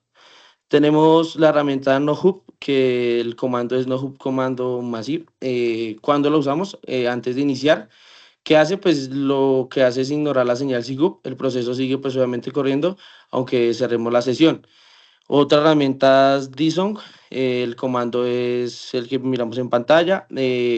Cuando usarla, el proceso, cuando lo usamos, pues cuando el proceso ya está en marcha. ¿Qué hace? Pues rescata un proceso ya que ya está corriendo y lo desvincula pues de la sesión. Tenemos otra herramienta que es el screen. ¿Cuándo la usamos? Cuando la sesión está persistente. ¿Qué hace? Pues crea una sesión de terminal persistente al reconectarte por medio del screen "-r". Tenemos la otra herramienta que es Streams, de las que les hablé ahorita. La sesión, cuando la usamos, cuando la sesión persistente de modo moderno. El sucesor de screen, la sesión sobrevive, pues eso es lo que hace, que el sucesor de screen, la sesión sobrevive a la caída pues del SSH, ya que pues se reconecta básicamente es al TMUX. Bien, ahora pasaremos a la demostración práctica. ¿Me confirman si pueden ver la terminal? Jerónimo, tal vez. Sí, ya estamos viendo la terminal. Vale, entonces en este directorio TMUX, aquí el reto que teníamos.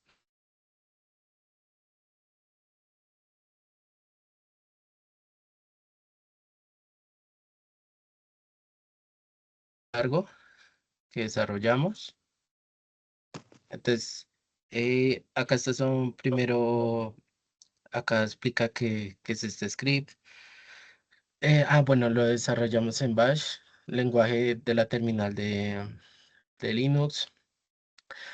Lo que haremos, crear una sesión. Ahorita haremos esto dentro de TMUX, la multiplexación, que ya lo explicaré. Dentro de esa sesión ejecutarlo. Luego me desprenderé y verificaremos que la sesión siga viva y nos reconectaremos y el proceso debe estar tal y como lo dejamos, aunque va a seguir corriendo. Estos son, bueno, mensajes, estos son declaraciones de variables. Ese es el encabezado descriptivo. Estos son ecos divididos en un separador. Este es el buque principal. Lo que hicimos hacer simple. Simplemente lo que hicimos fue un while true, es decir, un ciclo while que nunca va a terminar. Acá arriba tenemos un contador de segundos. Y lo que hará es que cada 5 segundos en este if, si se dan de cuenta, el contador verificamos la condición de que si módulo de 5 es igual a 0, es decir, que cada 5 segundos haga lo siguiente. Mostrar en la terminal con ecos. Este "-c" quiere decir que lo mostrará con colores y acá la variable amarillo. Y luego este reset es para restablecer el color. Acá lo que hacemos es mostrar la variable PID, Process ID, y del proceso, la hora, el date, en su formato hora, minuto, segundo. El contador de los segundos también lo muestra. También queríamos mostrar el uso de la CPU, que esto lo que hace es que muestra los procesos activos. Toda esta parte hace que se muestre porcentaje, ese valor. Ese igual es para ignorar el encabezado. Este lo que se hace es para ignorar fallas que de pronto surjan y para eliminar espacios en blanco. Y ya simplemente También antes de cada ciclo pusimos este sleep 1, ya que pausaría la ejecución, sin este sleep el bucle correría 1000 veces por segundo y es muy rápido para verlo en la terminal. Bien, ¿de qué trata Tmux? Entonces es una herramienta que es un multiplexador de terminales. ¿Cómo lo que instalan? apt update y luego apt install Tmux. Yo no lo hago porque ya lo tengo instalado. Para verificar que sí se instaló Tmux -b, ahí quiere decir que ya quedó instalado. Entonces, ¿cómo creamos una sesión en Tmux? El primer paso, Tmux new -s quiere decir la sesión, el nombre de la sesión y le damos un nombre, demo. Acá ya entré a la sesión, si se fijan es muy parecido, pero tiene acá el nombre del servidor. Este es un servidor independiente a Secure Shell. Hay que aclarar eso. Que si se, que si cierro la terminal, ya lo veremos, va a seguir corriendo. Entonces, como el script es en bash, para correrlo bash, el nombre del script, acá era lo que les decía, con ecos, los separadores, cada 5 segundos muestra el mismo process ID, la hora, los segundos que lleva y el porcentaje de uso de la CPU. Entonces, como nos desconectamos, el reto era desconectarse, volver a conectarse y recuperar la sesión intacta. ¿Cómo te desconectas? Control B y D. Allá te saliste. Entonces, ¿qué es lo que haremos? Veremos que si sigue ahí la sesión activa. Aquí está, demo, acá la fecha de creación. Bueno, y para volver a... bueno, algo que aclarar. Como esto es independiente, si se fijan, yo cerré la terminal, ya que no va a afectar en nada. Vuelvo acá al directorio. Para reconectarte, usas el comando tmux attach -t demo. Acá, como pueden ver, siguió corriendo común y corriente normalmente. El script ya lleva 80 segundos. Eh, Elegimos tmux porque es la herramienta más moderna. Bueno, entre comillas, ya que fue desarrollado en los 2000, Genero Screen también se utiliza, solo que este es más clásico, es de los 80s, 87, pero me pareció como más fácil para los comandos acá.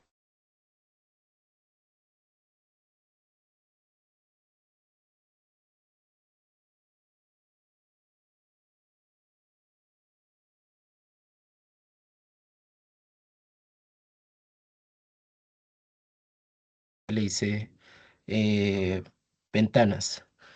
Entonces acá está el script corriendo. Acá está el nuevo. Puedes también dividir el panel horizontal, no, perdón, verticalmente. Así. Si se fijan, también se puede dividir horizontalmente. Quedaría así. Y literal, podemos correr el mismo script en las tres terminales. Esa es la multiplexación de las terminales. Acá lo hacemos, control B, arriba, bash, demo. Y aquí están corriendo en las tres terminales. Esto es muy útil cuando necesitas hacer actualizaciones o necesitas hacer, en nuestro caso que elegimos un backup de un servidor, digamos, de bases de datos, etcétera. Acá pues terminamos con control C. Puedes cerrar esta terminal con exit o con control B, perdón, control B X. No, a ver, primero terminar el script. Control B X, acá me pregunta que si quiero terminar el panel cero. Le digo que sí. Y eso sería todo con respecto a Tmux. Es decir, puedes dejar esto corriendo y nunca se va a terminar. Ah, bueno, Tmux LS, aquí ya como se retó, entonces dice que no hay ningún servidor corriendo. Esa sería la demostración de Tmux, una herramienta muy recomendada para que utilicen. Entonces, en Linux, como lo está explicando mi compañero, para mandar a fondo un proceso, antes de empezar, se usa el comando no hop y la I. En Windows, lo que hace es que tú manejas trabajos, entonces simplemente inicias el trabajo de ese script y Windows automáticamente ya lo manda a segundo plano para que no se bloquee la terminal. Ah, bueno, si se fijaron, en ningún momento se bloquea la terminal. Yo puedo abrir otra ventana, dividir el panel, etcétera. Y para la sesión persistente está Scream y Tmux. El que usamos ahorita es Tmux. Lo que pasa es que Windows no tiene esa opción, pero sí tiene esa opción, perdón, pero no instalando una herramienta, sino que ya lo tiene integrado. Simplemente te desconectas de la sesión y abajo, como dice la touch, te puedes hacer la reconexión con Connect y si te desconectas, Disconnect. Para desvincular un proceso, disown, acá symbol command as job.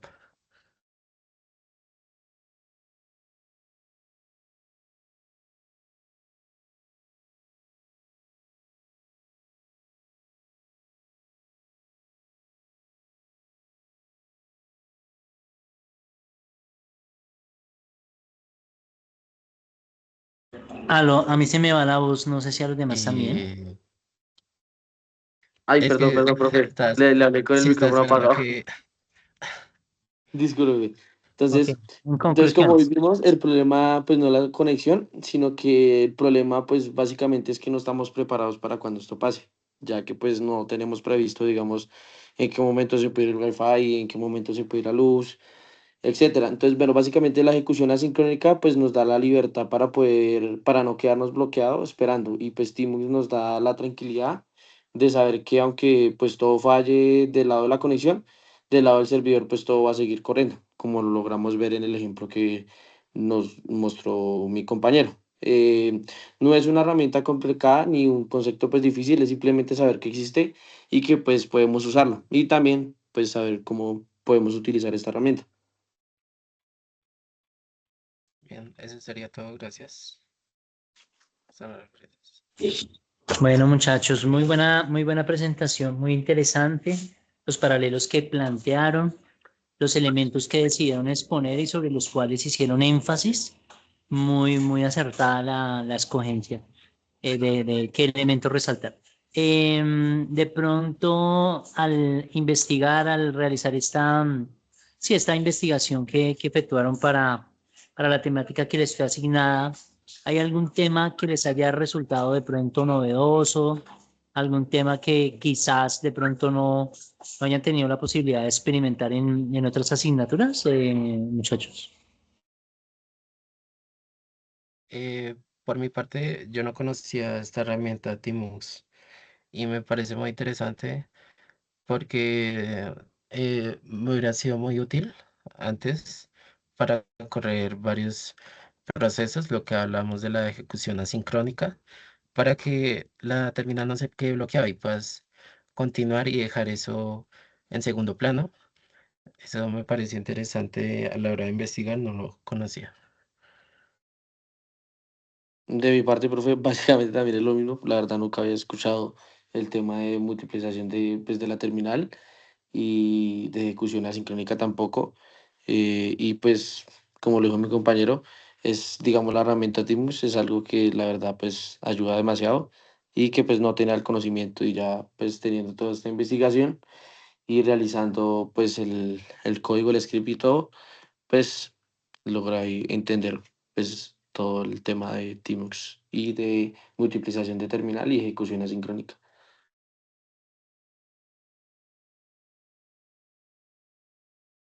Listo, muchachos. Bueno, muchísimas gracias. Muy amable, muy interesante. Listo, seguimos con el siguiente grupo. que es el correspondiente al subtema 3.4, personalización y atajos del entorno de Shell, a cargo de el compañero Jean-Pierre y Mario Alejandro Pinto. ¿Listo? Bueno, Buenas entonces, tardes, ¿se me adelante. escucha? Sí, sí lo escuchamos. Listo, entonces ya voy a compartir mi pantalla.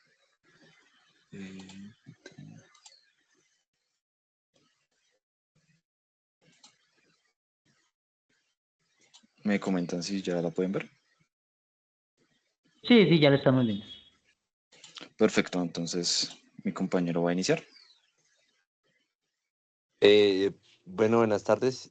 Pues hoy vamos a explicar acerca de la personalización y de atajos del entorno de Shell en cuanto a su eficiencia y dominio de la terminal CLI.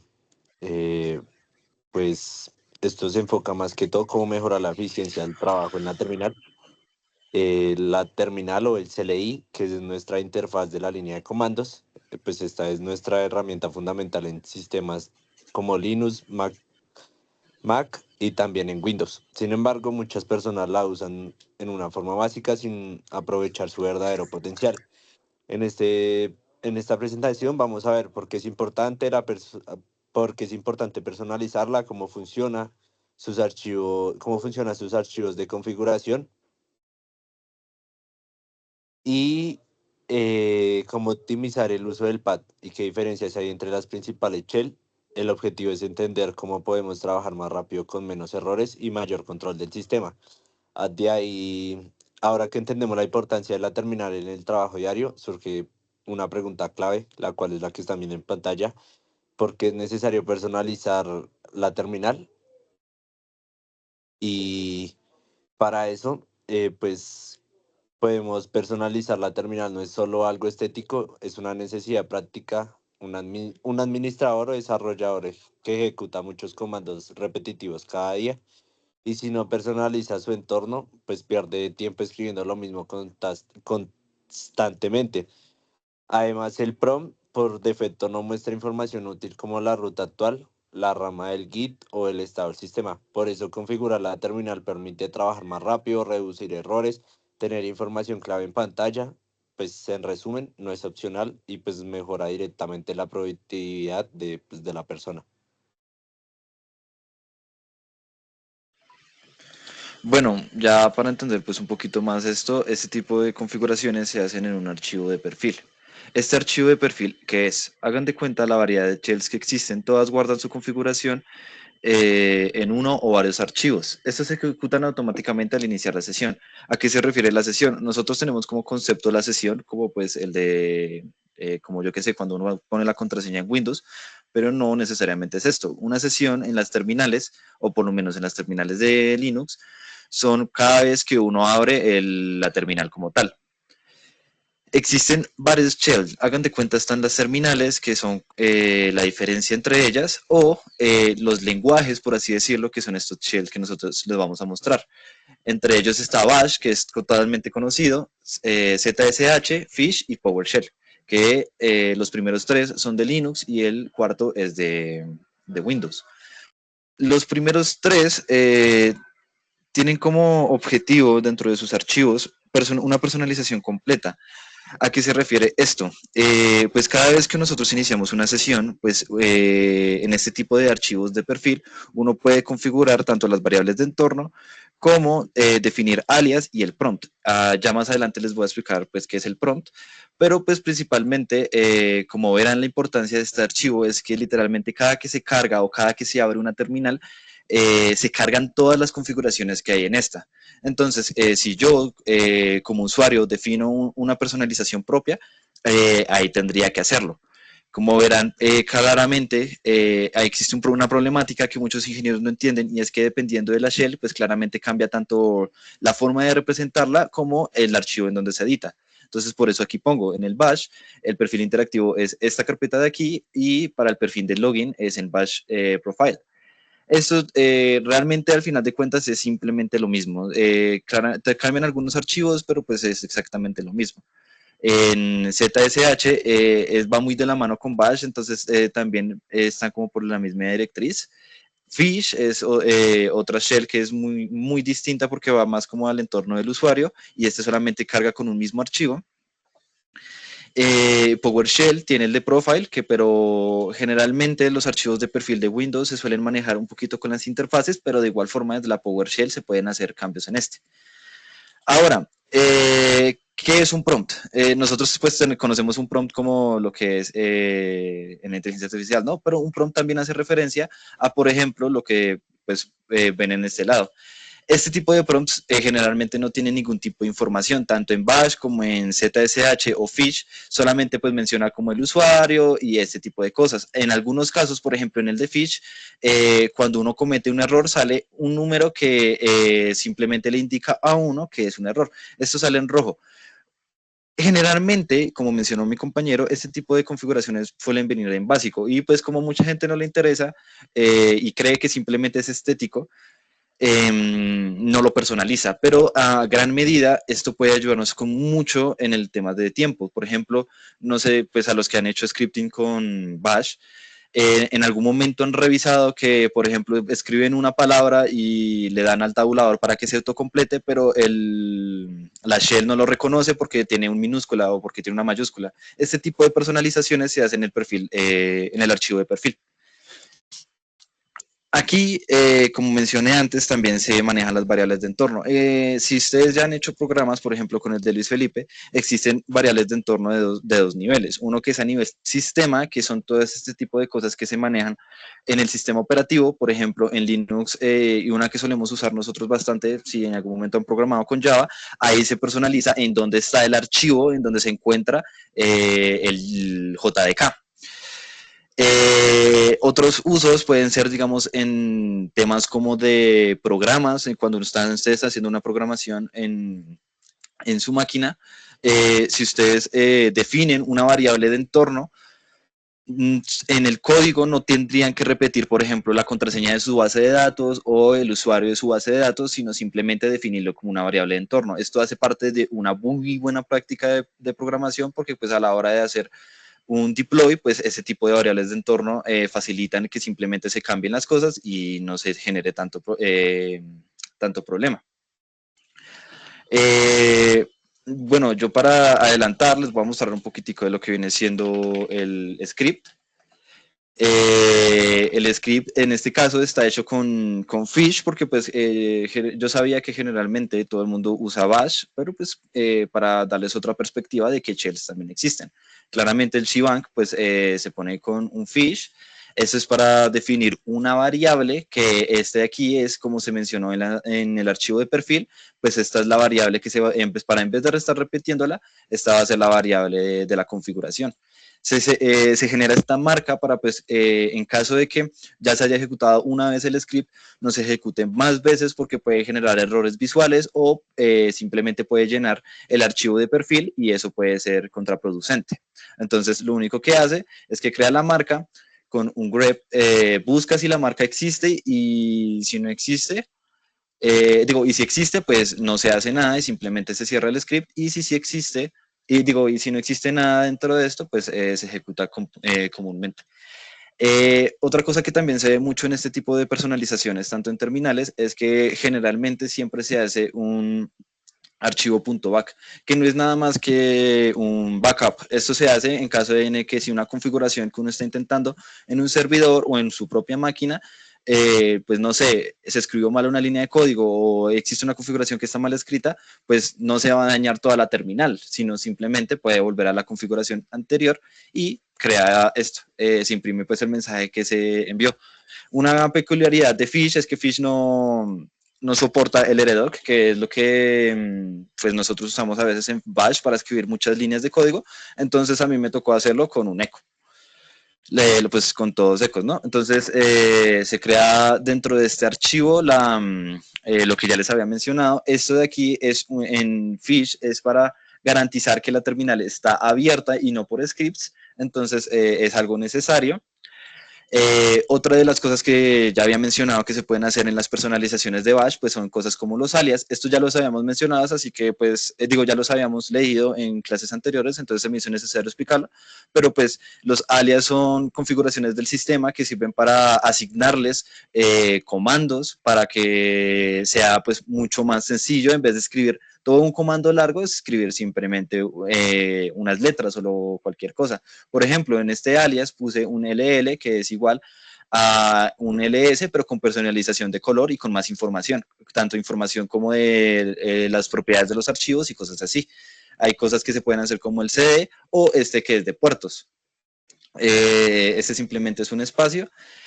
Esta función es de fish prompt. Como les mencioné, el prompt es lo que nos indica ciertas cosas. Dentro de nuestro reto mencionaba que debíamos cambiar el prompt para mencionar si era un superusuario o si era un usuario normal, pero pues eso generalmente, tanto en Bash como en Fish, ya se hace automáticamente. El perfil cambia por ejemplo, en mi caso que mi perfil es Mario@Fedora, cambiaría a root@Fedora. Entonces eso realmente ya estaba.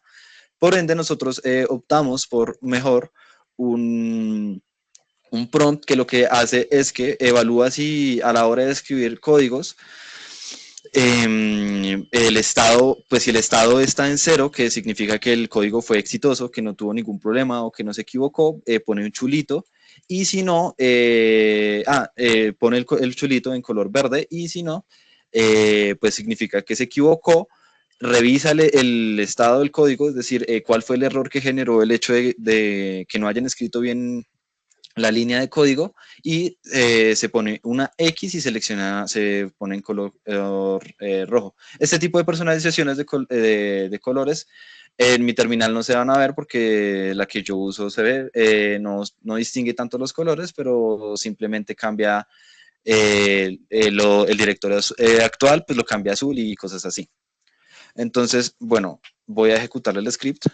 Cabe aclarar que este tipo de cosas recomendablemente no se ejecutan desde sudo, porque pues si saben un poquito de gestión de carpetas, a la hora de ejecutarlo con sudo se ejecutan en las de root y no se ejecutan como tal en las de usuario, entonces no va a poder ser visible. Entonces, al ejecutar el script, pues se nota que aquí ya funcionó, pero como les mencioné, una terminal solamente funciona a la hora de cargar una sesión. Entonces, como yo en estos momentos tengo esta terminal cargada con la sesión pasada, la shell no se actualiza. Entonces, tengo que cerrar la sesión y volver a abrirla. Ahora, como verán, pues ya está aquí cambiado el prompt, y si yo ejecuto un buen código, pues sale el chulito verde, y si yo me equivoco en algo, sale un error y aparte sale el código mal. Entonces, muchas de las personalizaciones que pusimos fue LL, que como les mencioné, no hace un LS, pero pues con una extra información en donde muestra todos los archivos, ciertas propiedades y a quién le pertenece el archivo. También cosas como creación y otros temas. El otro pues más importante es el de ports, que pues muestra los puertos, pero como se dan cuenta, pues no es lo mismo escribir comandos que son completamente repetitivos. Algunos suelen ser bastante largos o bastante confusos con ciertas cosas, que pues si yo voy a tener que estar revisando el tiempo los puertos que están en mi computador, pues se van a generar errores. Pues a solamente personalizarlo y escribir una palabra, y esto ya va a hacer las cosas mucho más sencillas. Ya podríamos seguir con una comparativa.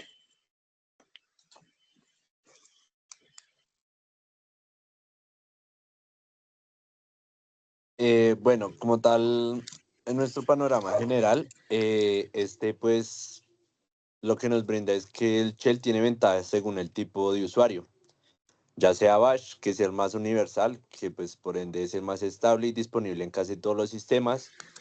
ZSH, que ofrece autocompletado avanzado y mejor experiencia de usuario. Fish, que es muy intuitivo y fácil de usar y pues es ideal para principiantes. Y PowerShell, que está enfocado en Windows y permite trabajar con objetos, no solo texto. Sin embargo, también tiene limitaciones. Fish no es totalmente compatible con scripts tradicionales y ZSH puede requerir más configuración. PowerShell no es estándar en Linux y elegir una shell depende del entorno del tipo de trabajo que se realiza.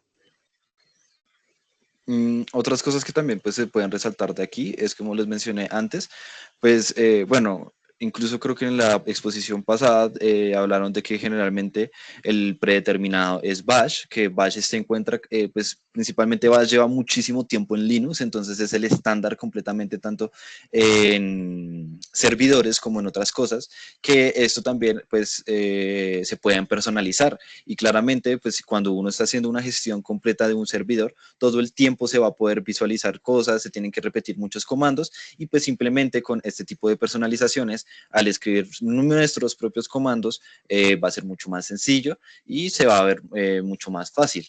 Entonces, Bash, como mencioné, ya es el principal en servidores. Algunos servidores también actualmente funcionan con ZSH, que ayuda mucho al desarrollo, que también, pues, en lo personal he visto bastante que lo usan en personalización completa de kernels.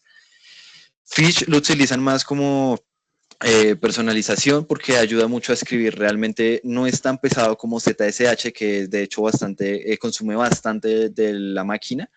En cambio, Fish sugiere ciertas cosas, ayuda muchísimo a la hora de escribir ciertos temas y pues facilita mucho la experiencia de usuarios que generalmente no quieren estar leyendo y leyendo acerca de otras cosas.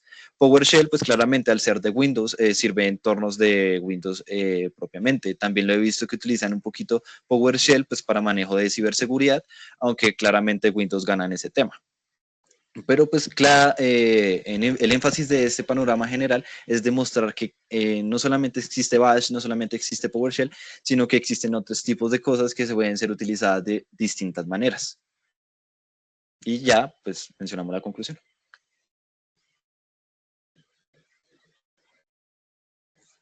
Bueno, como conclusión, pues en este punto hacemos un resumen, nuestro comparativo de las principales, un resumen comparativo de las principales shells, como es Bash, ZSH, Fish y PowerShell.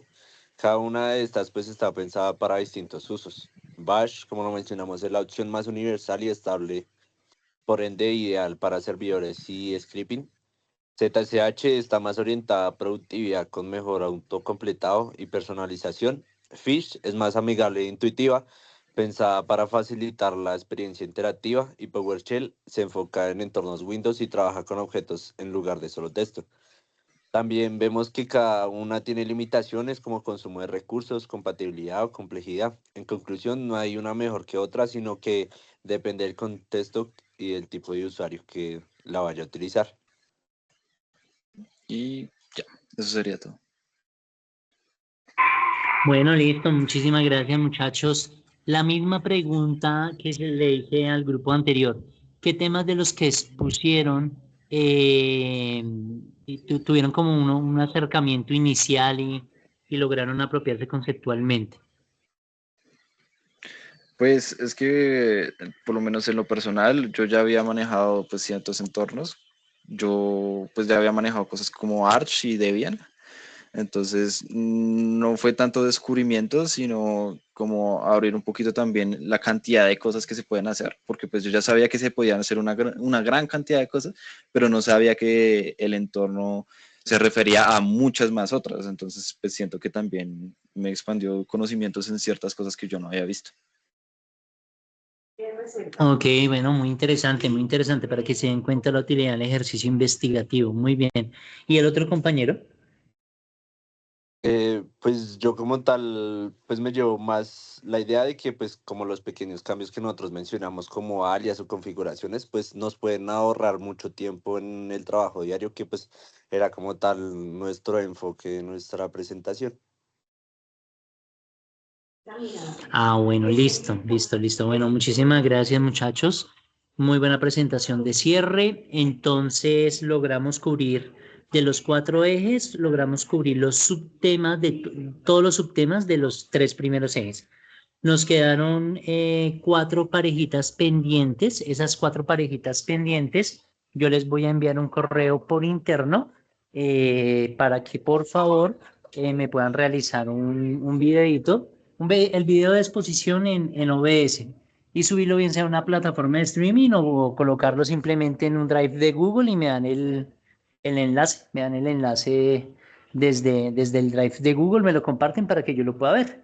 Le quitan el sharing para que no tenga que pedir permiso ni nada, sino simplemente déjanlo ver el Esta View. Con eso lo puedo ver accediendo directamente al enlace al Drive de Google. Entonces, a esos cuatro grupitos restantes, les voy a escribir el correo con las indicaciones para que lo realicen de la mejor manera. Yo lo utilizo con OBS Studio. Siempre hago videos con OBS Studio, pero seguramente ustedes conocen otras herramientas con las que también ya están familiarizados y que suelen usar. ¿Esto por qué, muchachos? Porque ya la siguiente clase no podemos continuar con las exposiciones, sino que ya la siguiente clase, como ustedes saben por calendario, está programado el segundo parcial, ¿sí? Entonces, ese segundo parcial va a estar bastante nutrido y va a abordar las exposiciones que hemos realizado de estos temas. Entonces, yo necesito tratar esas grabaciones, hacer recortes de las grabaciones, porque voy a hacer unas preguntas en torno a las grabaciones, de tal manera que ustedes tengan que ver ciertos elementos puntuales que en los grupos, algunos de los grupos trataron, ¿sí? Entonces, por eso lo vamos a hacer así, los 4 grupitos restantes. El parcial es adelanto, el parcial, al igual que el primer parcial, será remoto, es decir, ustedes van a tener unas 12 o 24 horas, por lo general doy 24 horas o hasta 36, depende del nivel de complejidad con el que me salga, para que ustedes lo hagan pues desde casa, con toda la calma del mundo, que puedan analizarlo, que yo vea una elaboración adecuada de su desarrollo, ¿sí? De su desarrollo. Entonces, eso sería, muchachos. No sé si haya alguna pregunta con respecto a ese segundo parcial. No, señor. Listo, bueno, parece que no. Bueno, listo, entonces agradecerles mucho a los grupos que expusieron hoy, a los grupos que expusieron la clase pasada, y pues de antemano también agradezco a los 4 grupitos restantes que van a enviar su grabación. Entonces, a esos 4 grupitos les estaré escribiendo mañana en la mañana, dándoles las indicaciones. Entonces, muchas gracias a todos, que estén muy bien y estamos en contacto. Cualquier cosa me pueden escribir por Teams o por correo. Que estén muy bien, que descansen, muchachos. Hasta luego, bro. Hasta luego, profe, gracias. Gracias, profesor. Que estén muy bien. Gracias, profe. Hasta luego. Bueno, con mucho gusto, muchachos.